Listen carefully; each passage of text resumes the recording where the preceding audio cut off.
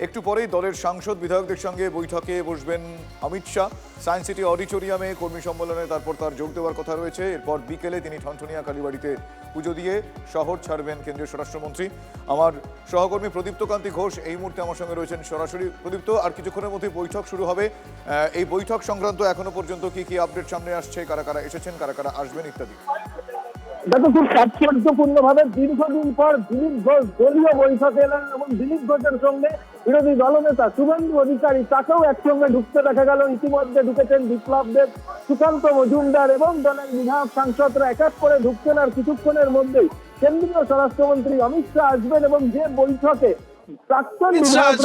যে বৈঠকে প্রাক্তন বিধায়করাও ডাক পেয়েছেন, প্রাক্তন সাংসদরাও ডাক পেয়েছেন এবং সে কারণেই দিলীপ ঘোষের আসা খুব তাৎপর্যপূর্ণভাবে শুভজিৎ, যে দীর্ঘদিন ধরে দিলীপ ঘোষ কোনো সাংগঠনিক বৈঠকে ডাক পাচ্ছিলেন না, সেই জায়গা থেকে দাঁড়িয়ে একেবারে অমিত শাহের বৈঠকে তাকে ডাকা হলো, যা অত্যন্ত তাৎপর্যপূর্ণ বলেই মনে করছেন রাজনৈতিক মহলের বিশেষজ্ঞরা। এখন দেখার যে দিলীপ ঘোষকেই অমিত শাহ কিছু বলেন কিনা, কোনো আলাদা করে কোনো নির্দেশ দেন কিনা, কারণ তার যে অতীত অভিজ্ঞতা রয়েছে রাজ্য সভাপতি হিসাবে, সেভাবে কিভাবে তিনি কাজে লাগাতে পারেন সেই কথাও কিন্তু এই বৈঠকে উঠে আসতে পারে, অন্তত তেমনটাই জানা যাচ্ছে। এবং এক এক করে আমরা দেখতে পাচ্ছি যে সাংসদ সৌমেন্দু অধিকারী তিনি পৌঁছলেন কিছুক্ষণ আগে, বিপ্লব দেব পৌঁছেছেন, অগ্নিমিত্রা পাল, শঙ্কর ঘোষ তারাও আসছেন এই বৈঠকে যোগ দিতে।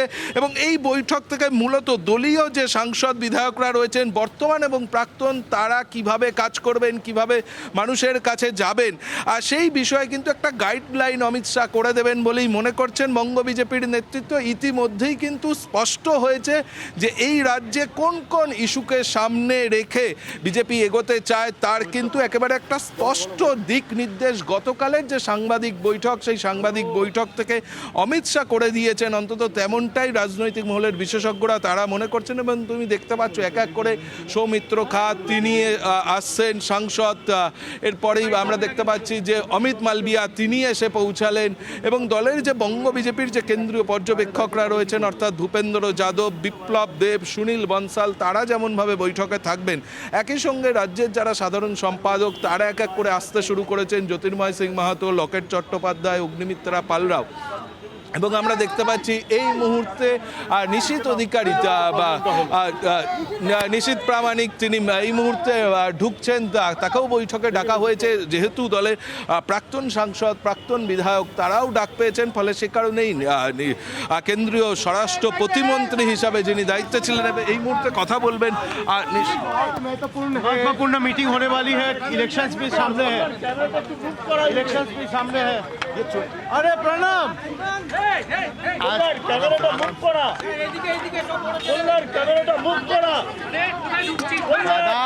अरे चेष्टा करेगा दादा। आज की जो मीटिंग है बहुत ही महत्वपूर्ण है और एक दावा आ रहे है कि 356 को इम्प्लीमेंट किया जाए।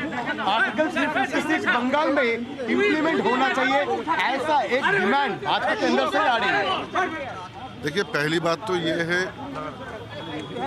कि गृह मंत्री जी कल अपना प्रेस मीट के दरमियान लगभग सभी जो प्रश्न हैं इसका जवाब दे चुका है और उसमें चाहे घुसपैठ की मुद्दा हो या फिर इस बार 2026 की चुनाव की जो रणनीति है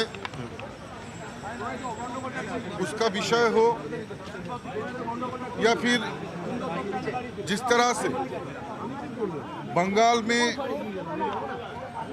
वेंडलिज्म चल रहा है एक सरकार की नाम से, जो लोग चाहे इलेक्शन कमीशन हो, चाहे यहाँ का आम आदमी हो, चाहे जांच हो, चाहे कोई भी एजेंसी हो, किसी को भी आक्रमण करने से नहीं हटते हैं।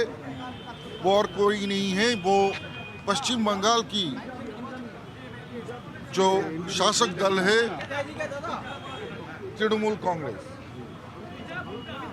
और गृह मंत्री जी ने कल अपना प्रेस मीट के दरमियान ये भी क्लियर कर दिया कि इस बार का जो चुनाव है ये चुनाव सिर्फ बंगाल को जीतने के लिए नहीं, या फिर बंगाल में सरकार पर प्रतिष्ठित करने के लिए नहीं, यहाँ पर गवर्नमेंट प्रतिष्ठित करने के लिए नहीं, बल्कि इस बार की जो 2026 की चुनाव है, ये बंगाल जितना देश के लिए कितना महत्वपूर्ण है, कितना महत्वता रखते हैं, ये भी कल गृह मंत्री जी ने अपना प्रेस मीट के दरमियान क्लियर कर दिया। क्योंकि जिस तरह से इन्फिल्ट्रेशन हुआ है, जिस तरह से बंगाल की डेमोग्राफी चेंज हुआ है, जिस तरह से अभी भी 450 किलोमीटर से भी ज़्यादा जो बॉर्डर लैंड है वो एक्वायर करके सेंट्रल गवर्नमेंट को नहीं दिया गया, जिसके कारण अभी तक 450 किलोमीटर फेंसिंग कंप्लीट नहीं हुआ। ये जो सभी कारण है, इस कारण से हमारे देश की जो इंटरनल सिक्योरिटी थ्रेट है वो दिन ब दिन बढ़ते जा रहे हैं। पूरा देश की डेमोग्राफी चेंज होने की एक चांसेस है। तो इसलिए इस बार का जो 2026 का जो विधानसभा चुनाव है, ये चुनाव देश के लिए है, देश की जो है अखंडता के लिए है, देश की इंटरनल सिक्योरिटी थ्रेट को कम करने के लिए है। तो स्वाभाविक है कि इसको लेकर जो रणनीति है वो बनाना बहुत ही इम्पोर्टेंट है। और गृह मंत्री आप लोगों को पता है, जिनको राजनीति की चाणक्य कहा जाता है, और गृह मंत्री अमित शाह जी जब जब बंगाल की धरती पर पधारे हैं, जब जब यहाँ पर आए हैं, तब तब बंगाल के लोगों की जो मन की जोर है, दृढ़ता है, वो बढ़ा है, वो वृद्धि पाया है। और इस बार भी उनका आने से बंगाल में संगठन दृढ़ हुआ और लोगों का जो आत्मविश्वास है बंगाल का, वो भी मजबूत है। ऐसा सुनने में आ रहा है कि प्राइम मिनिस्टर आ सकते हैं जनवरी, उत्तरबंगे प्रधानमंत्री प्राइम मिनिस्टर आ सकते हैं 15 तारीख को।